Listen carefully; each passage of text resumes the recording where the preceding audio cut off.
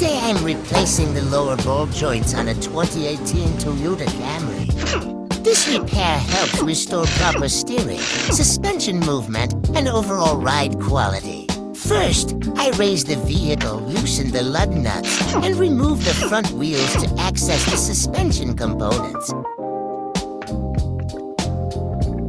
Next, I loosen and remove the sway bar links and move them out of the way to create more working room.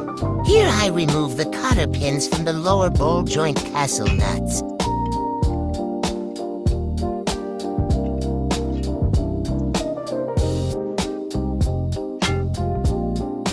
I break the lower ball joint castle nuts loose, but leave them threaded on slightly for safety.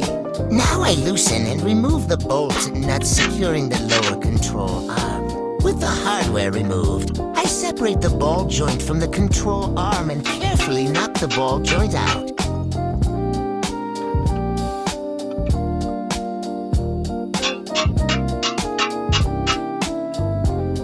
The new lower ball joints are installed into position.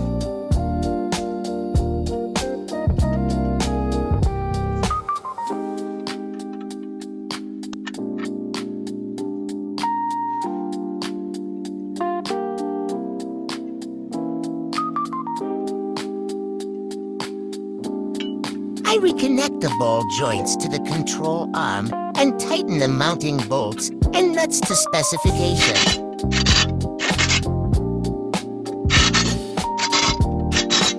Next, I tighten the castle nut and install a new cotter pin to secure it.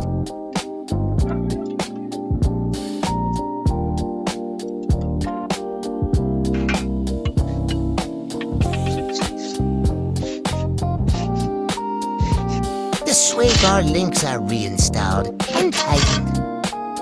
I reinstall the wheels and lower the vehicle back to the ground. Finally, I torque the lug nuts to factory specifications.